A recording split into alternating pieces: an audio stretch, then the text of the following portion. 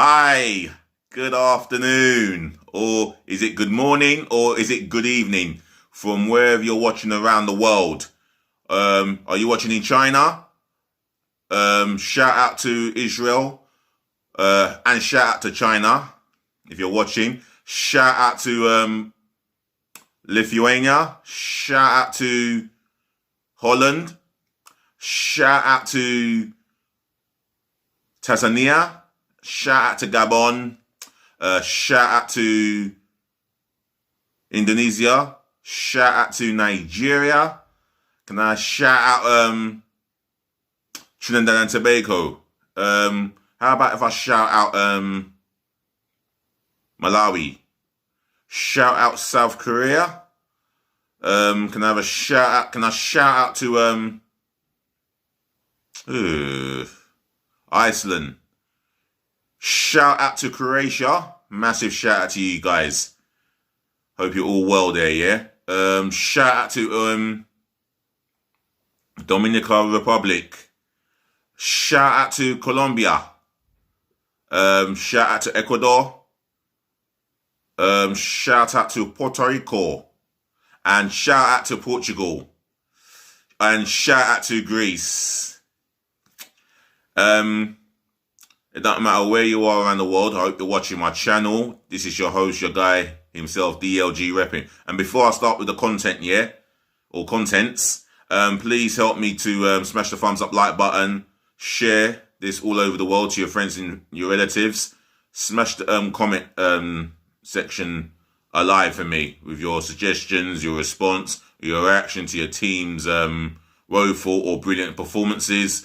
And please do subscribe to DLG Reppin. That's myself and I only. Thank you. And our host himself. Anyway, I'm bringing you the contents that's come from the newspaper, and I'll be bringing you the recent content that I've come to my attention. Liverpool manager Jurgen Klopp has admitted that his side cannot compete with Man City, and only Man City can dominate year in, year out. He's admitted that. I'm going to read a bit of it in the newspaper article here. Arsenal announced a loss of 47.8 million in a turnover year, which is not great news for me to hear. Not great news for any Arsenal fans or anybody associated and has the best interest at heart with Arsenal Football Club. So it's not a good read. And I'll be bringing you the latest football transfer rumour with Saturday's gossip column.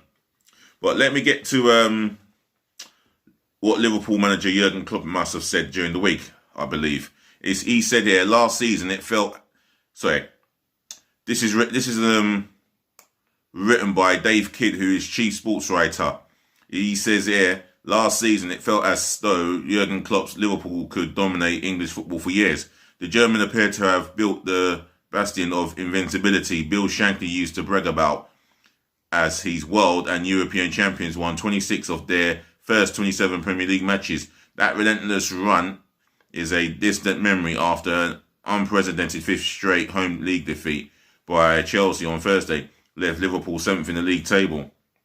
And Klopp now claims that the idea of reigning for a generation was always a pipe dream. He insists that only Manchester City with their magic Abu Dhabi money tree are capable of winning the title year in and year out. Klopp said if your problems are not getting bigger than solutions, you can have it. But it's the most difficult league to stay on top for a long, long period in England. Which is very true. To have that ability to go and win the league, and to retain it the following season, it takes a lot of effort. You know, you got to give players their rest, enjoy their time during the summer. But then again, it comes down to the authority of the management. Not just on authority, but a lot of commitment from the players as well. They have to put in the work they put in to win the Premier League. They put back in to retain the Premier League title. So what you put in is what you get out, as it's one of the older sayings. And for me, Liverpool have not got out of they've not got out of winning the title from last season. They're slumping down the table, an incredible 22 points behind the champions elect, and it's only a matter of time until Man City clinch that title. So I'm going to read on a little bit here.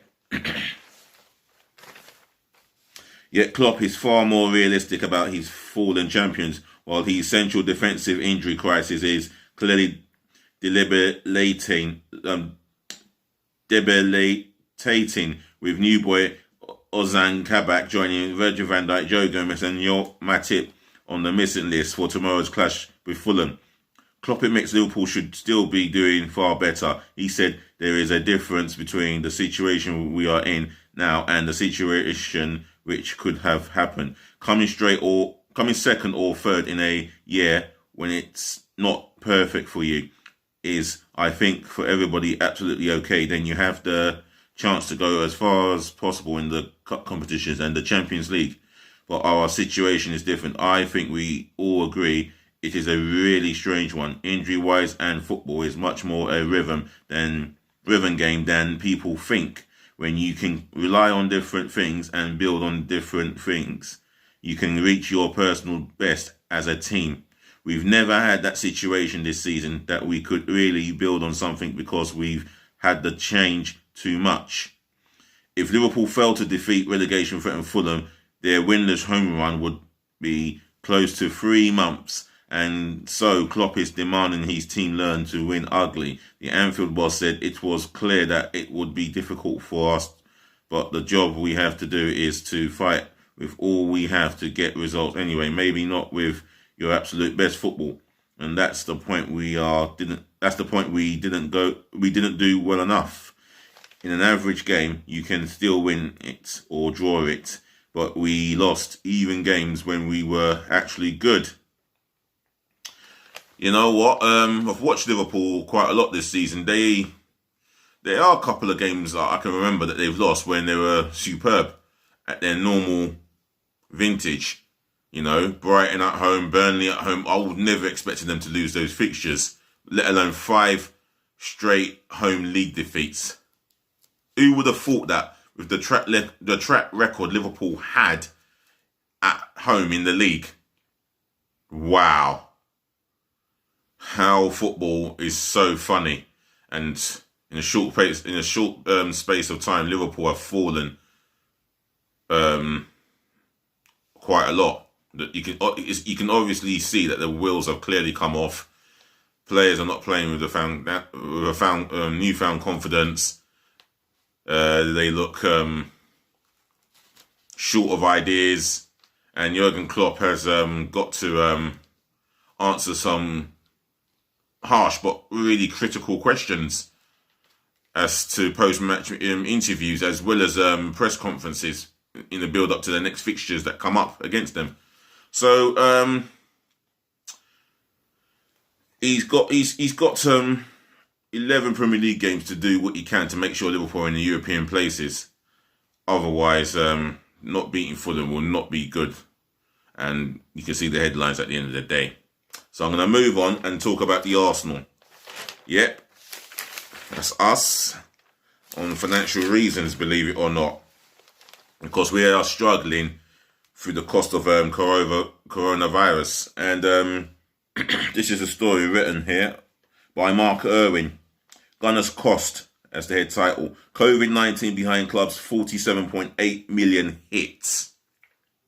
Arsenal have reported a 47.8 million loss for the last financial year, with 35 million of the deficit down to COVID. It is the second time in a row the club has had a loss of 18 consecutive years in profit. Playing behind closed doors cost 40 million in lost gate revenue up to June. You see, the lost gate revenue meaning what's not coming into the turnstiles. You know, we had 2,000 fans coming into the turnstile, but that's just like the equivalent of making 5p, 10p. Really? We need Obviously, we need a lot more than that, but it is what it is, and it's a shame. Football clubs, up and down the land are going to go through hardship. You just have to look at the smaller clubs in the smaller leagues. I mean, there's an example. Morecambe, Hendersford, Mersham, Halifax, possibly Grimsby. Just look what happened to Bury. We thank God, or I thank God personally, that we're not in that situation. And I pray to dear God that it would never be our reality in my lifetime. And the club lost out on 34 million of broadcasting cash, which has been deferred to the current financial year. There was a further 6 million drop in TV money as a result of going out of the Europa League in the first knockout round. Yep, the game that I was at. Yeah, heartbreaking night that evening. Just heartbreaking that very day. Just when I thought with Aubameyang's overhead kick, we'll go through on that. But nevertheless, we're back in the last 16 of that European competition, and we hope to learn from lessons. We hope to learn from our mistakes in the first game, in the first and the second two-legged tie against Olympiacos. I hope this mistakes are learned, because we are going to need to defend real properly and stop giving away stupid goals and passing the ball in dangerous areas, especially when teams close us down, or when we feel to be casual when we shouldn't be. Yesterday's annual report also reveals that 10.4 million went to paying off the contracts of former boss Unai Emery and his coaching staff, in compensation to Manchester City for current manager Mikel Arteta. But the club did manage to make a 90 million saving on wages from the 12.5% COVID pay cut imposed on the players, which was later reduced to 7.5% as a result of winning the FA Cup.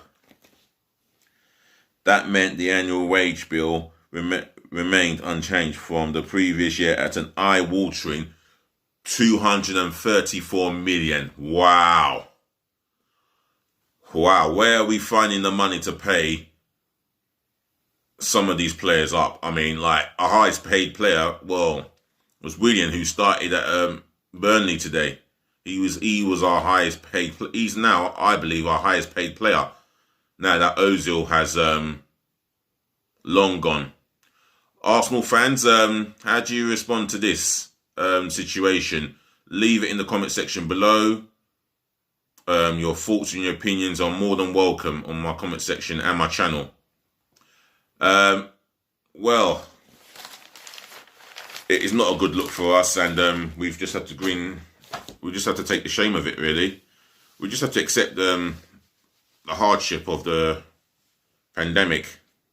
So I'm going to go into this. Well, I'm going to go into today's gossip column, if I can find it. Just bear with me.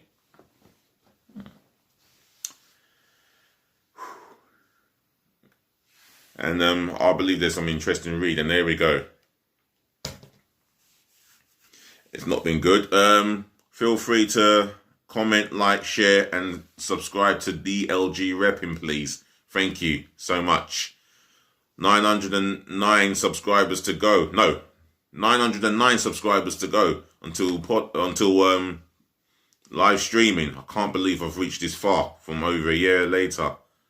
Anyway, enough of that, and let's get into the Saturday's gossip column written in yellow writing. Because Man United have been scouting Bayer Leverkusen's Burkina Faso centre-back Edmond Tapsoba, 22 years of age, after receiving a tip-off from a well-respected figure in Germany. United have also held talks over the status of Leverkusen's Jamaican forward Leon Bailey, along with Tottenham Hotspur and AC Milan. That's all come from the Express. Both articles have come from the Express. Wolverhampton Wanderers will listen to offers for Adama Traore. He is not 20. How did that? Nah, he's not 20. Wolverhampton Wanderers fans, if you're watching or listening, could you please tell me how old is Adama Traore? Because I don't believe he's 20. No way. Anyway, at the end of the season, but we'll probably have to accept a lower fee for the Spain winger than the 70 million they were hoping for last summer. Yeah. I suppose they've got to be more realistic, He ain't going to go for 70, He's that price value will have to be lowered. And on top of that, the wage demand as well, or the wages that he's going to command will be quite expensive, but they're all expensive in hindsight, or should I say in reality.